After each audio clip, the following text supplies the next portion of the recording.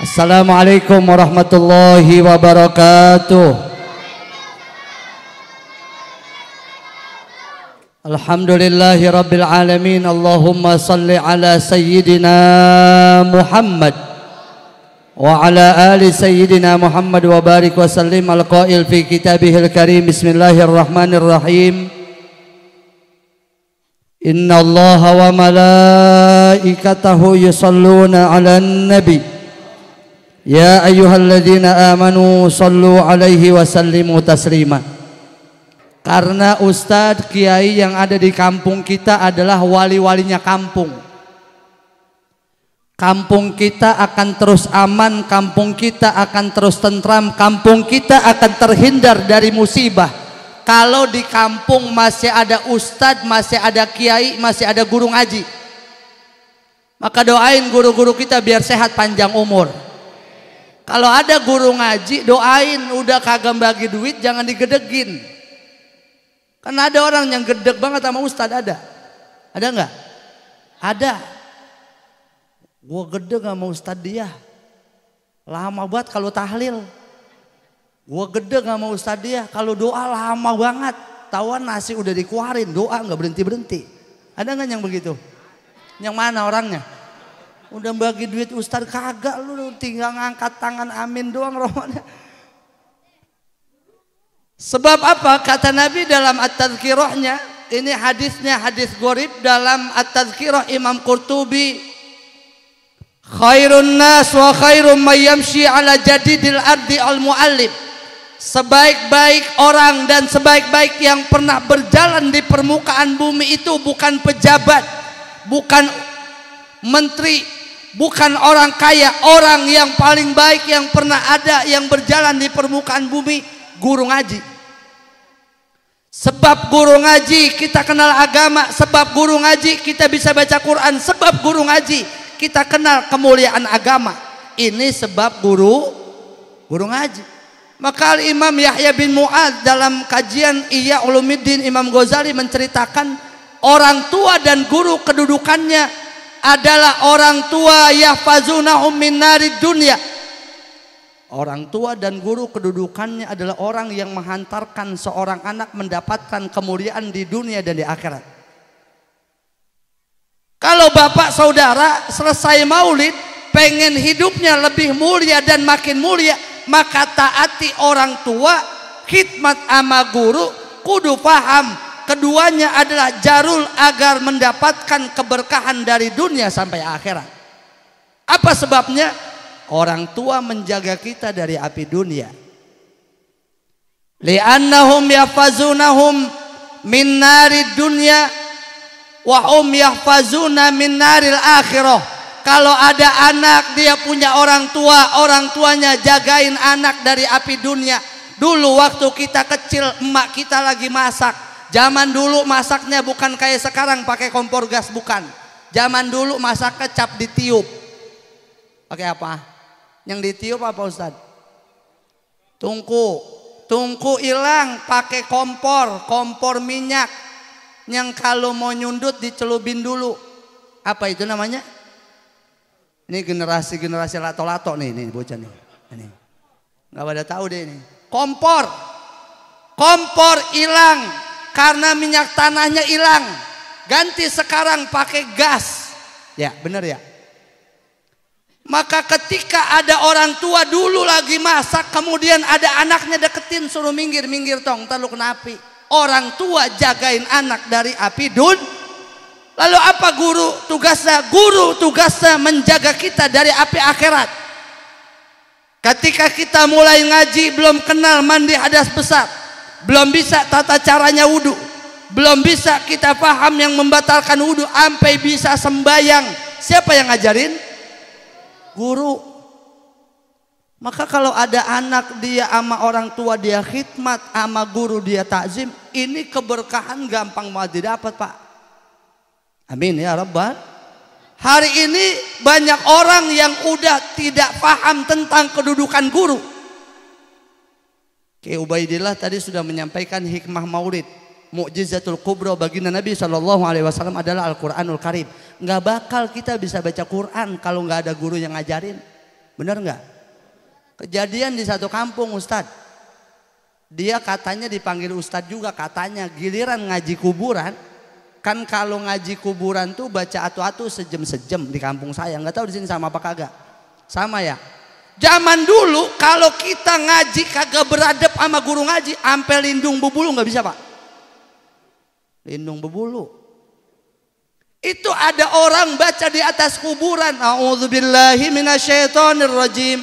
Bismillahirrahmanirrahim. To sama. Ini kejadian, saya nggak ngomong bohong ini. Ini terjadi kasus ada orang dia kenal huruf karena nggak pernah beradab ngajinya sama guru, bacanya begitu. Saya tanya, hurufnya benar apa salah? Hurufnya. Ini udah pada makan apa belum sih? Lemes-lemes amat ini. Waktu saya tinggal 5 menit lagi, nomor 15 menit Pak disuruh nih.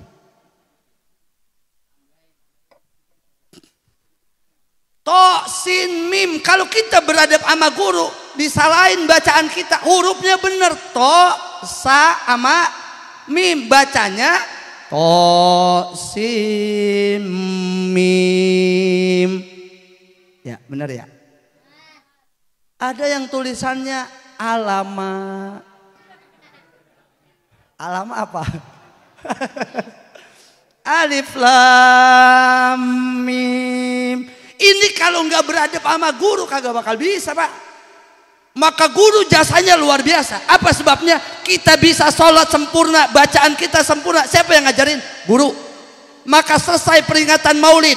Ini udah masuk Jumadil Akhir. Bulan depan kalau panjang umur, tahun depan mudah-mudahan sehat panjang umur. Kita masuk bulan Rejab. Habis Rejab Sya'ban. Habis Sya'ban biasanya bulan Ramadan. Biasanya kalau bulan Sya'ban habis nisfu penutupan ngaji banyak nih. Ya, yang ngaji ini mah yang ngaji. Maka saya mesen sama yang ngaji sama yang belum ngaji. Saya mesen sama yang ngaji, kalau belum penutupan jangan berhenti duluan. Emang apa? Takut dipintain uang penutupan. Ya ada ya? Ada. Pokoknya kalau udah mau bulan Sya'ban masuk bulan Roah, itu penutupan ngaji udah banyak tuh. Yang rajin ngaji jangan segen-segen ngeluarin duit buat hadiah sama guru ngaji Pak. Pak, ini sebelah sini nggak ada suaranya, ini ada orang apa kagak sih? Kalau bapak sedekah sama orang tua itu bandingannya masih lebih banyak sedekah sama guru ngaji. Dalam kitab Al-Bughyatul Mursasyidin, Al-Imam As-Suyuti mencantumkan bandingan 1:900.000. Kalau kita bersedekah sama orang alim sama guru ngaji, ntar cari guru kita yang punya guru. Kalau nggak punya guru jangan ngakuin guru orang. Karena hari ini banyak orang yang kagak ngaji manggilnya guru-guru aja kan. Ngajinya kagak. Ya guru. Pala lu bau. Kalau ada orang hidup di kampung kita kagak ngaji, dia nggak punya guru. Man laisa lahu syaikhun fa syaikhuhu syaiton. Sebenar-benarnya orang yang duduk ngaji, dia adalah orang yang mendapatkan tuntunan. Kalau dia salah, dia dapat bimbingan. Siapa yang dandanin? Gurunya. Contoh, Pak. Ada orang suaranya enak. Saat dia baca Quran, ghairil maghdubi alaihim waladhdallin. Bener apa salah ini? Emang apa salah? Itu ujungnya mingkem. Ya. Ini kalau kita punya guru didandanin enggak sama guru? Didandanin. Dulu lu suara lu seenak, itu ujungnya ngapa mingkem? Salah itu, salah. Ghairil maghdubi alaihim waladhdallin. Akhirnya yang tadinya salah karena punya guru bisa jadi didandanin. Alhamdulillah. Maka sebenar-benarnya orang yang kagak punya guru dia tetap salah Pak. Ini cermati kalimatnya. Sesalah-salahnya orang yang punya guru dia masih ada benernya. Kenapa? Karena saat dia salah gurunya yang bimbing. Sebenar-benarnya orang yang punya guru dia tetap salah. Karena saat dia ngerasa bener dia dikipas-kipasin sama setan. Hari ini kan banyak orang yang ngajinya kagak duduk sama guru. Ya. Emang kalau di masjid ini kalau ngaji rame begini? Agak. Paling gue 15 potong di dalam, ngeramean di luar. Padahal saat kita duduk ngaji, Bapak duduk doang modal pantat itu pahalanya gede, Pak. Kalau seandainya ada orang dia duduk ngaji, duduk doang. Aqallul jazali huduri majalisil ilmi. Paling sedikitnya orang yang duduk di majlis taklim. Yang pertama, ayyughfara liwalidayhi fi qabrihi. Asy Ad-Damiri dalam kitab Hayatu Hayawatil Kubra mencantumkan paling sedikitnya kalau ada orang dia duduk ngaji, duduk doang dia duduk, maka yang pertama ayyughfara liwalidayhi fi qabrihi, emak babanya dapat ampunan di alam kubur. Amin ya rabbal. Jadi bapak saudara yang hari ini pengajiannya belum nutup, duduk ngaji. Mau bawa kitab, mau nggak bawa kitab, duduk aja pahalanya dapat. Alhamdulillah, itu emak baba kita di kuburan dapat ampunan, Pak. Bodoh seorang anak ketika dia mampu memberikan pengampunan buat ibu bapaknya dengan dia duduk di pengajian tapi dia nggak mau duduk. Ini orang paling geblek. Padahal modal duduk nggak mesti paham. Emang kelar ngaji paham semua? Kagak, ya ilah. Apalagi yang ngajar udah rada tuaan, ngomongnya nggak tapi danta. Ya, udah duduk aja, duduk, modal duduk doang.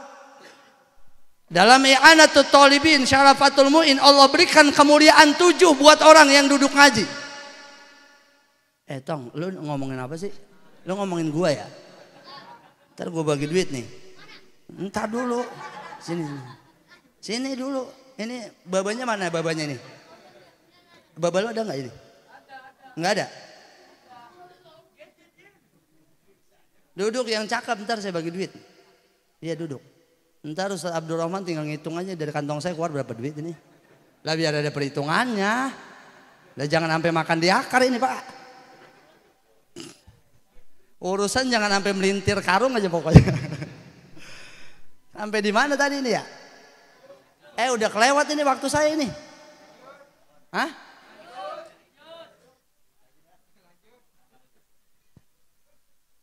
Ketika ada orang duduk ngaji, dia nggak megang kitab, dia nggak bawa catatan, bahkan tidak paham apa yang disampaikan. Sayyid Muhammad Syatto dalam I'anatul Talibin, itu dia orang bakal dikasih 7 kemuliaan. Itu yang kagak paham. Lalu bagaimana yang paham?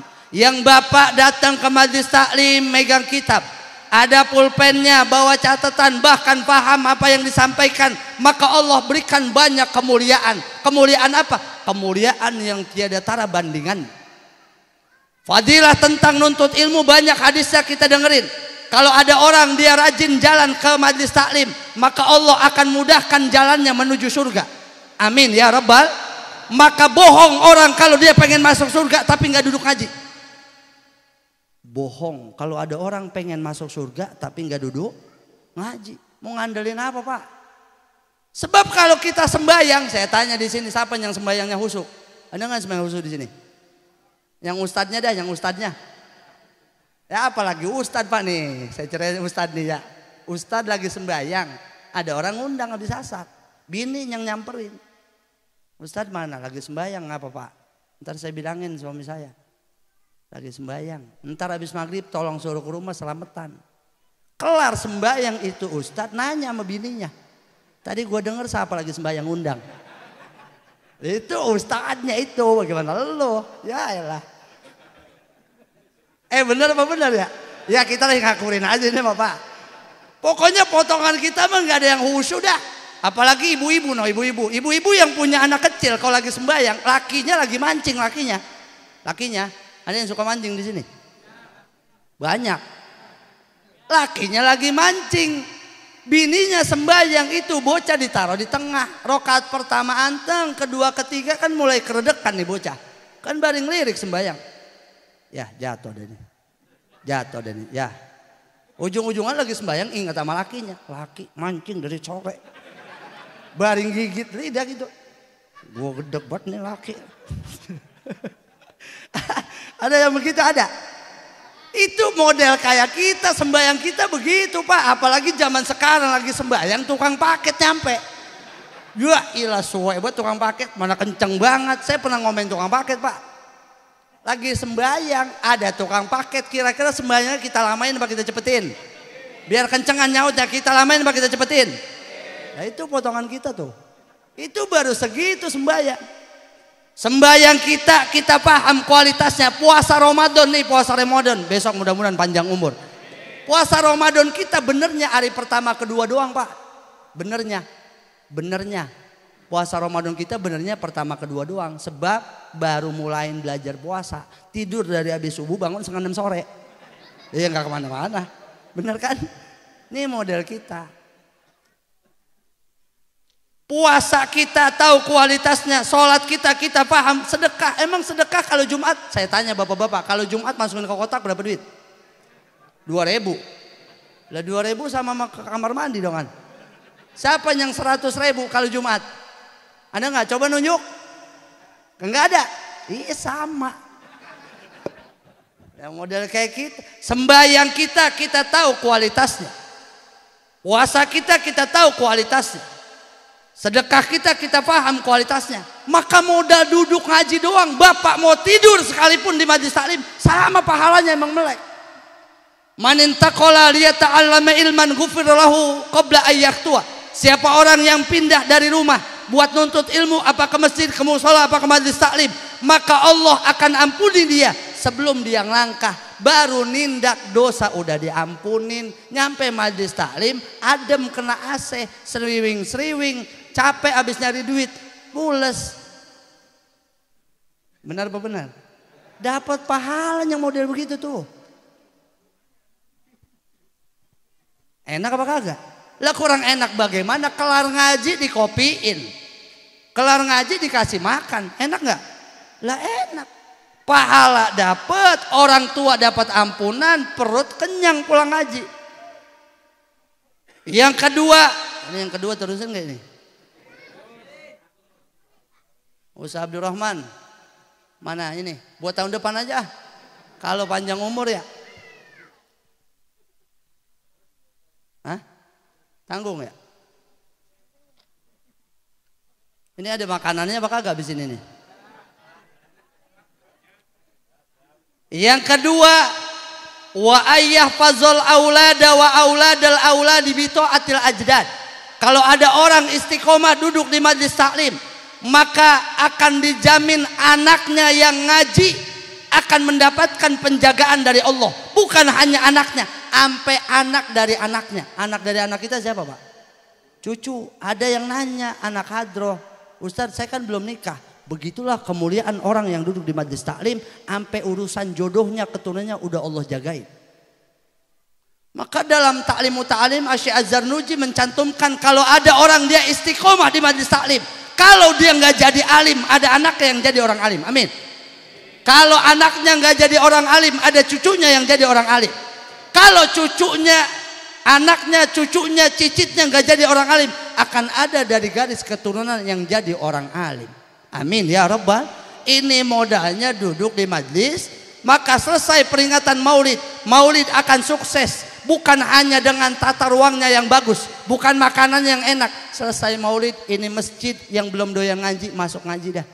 Masih ada waktu 2 bulan lagi Pak. 2 bulan modal duduk doang. Duduk, modal pantat duduk setengah jam. Emang kalau di majelis taklim pantat kayak dicocokin emang. Iya. Padahal kalau kelar ngaji kongko di depan sini nih, ini sejam 2 jam juga nggak berasa. Kalau di majelis taklim mah, ya ilah. Asal guru baca ya Rabbi bil gue udah angob. Ya Rabbi bil Mustafa balligh maqasidana waghfir lana ma madha ya wasi'al karami. Kaki diselonjorin dah. Tangan buat nunjang begitu ya. Nyender ya. Emang setannya banyak. Terakhir, kenapa di majelis taklim pahalanya kegedean Pak? Karena saat ada orang duduk di majelis taklim, dia akan mendapatkan pencerahan agama. Ini musuhnya setan. Maka setan kagak demen kalau ada orang ngaji. Setan kagak demen kalau ada orang taat ibadah berdasarkan ilmu. Setan kagak demen kalau ada orang menjalankan ibadah sesuai dengan syariat. Maka banyak orang yang rajin ke masjid tapi ogah ngaji. Apa sebabnya? Itu diiming-imingin sama setan. Udah lu jangan pakai ngaji, lu sembayangan. Padahal orang yang duduk ngaji itu lebih baik dari sholat sunnah 1000 rakaat. Orang yang duduk ngaji lebih baik dari menjenguk 1000 orang yang sakit. Orang yang duduk ngaji lebih baik dari 1000 orang nyelawat 1000 orang yang meninggal dunia. Ini fadilah nuntut ilmu. Nggak kudu-kudu pinter ngaji mah, asal dia paham selesai udah. Karena udah paham udah selesai. Saya akhiri. Assalamualaikum warahmatullahi wabarakatuh.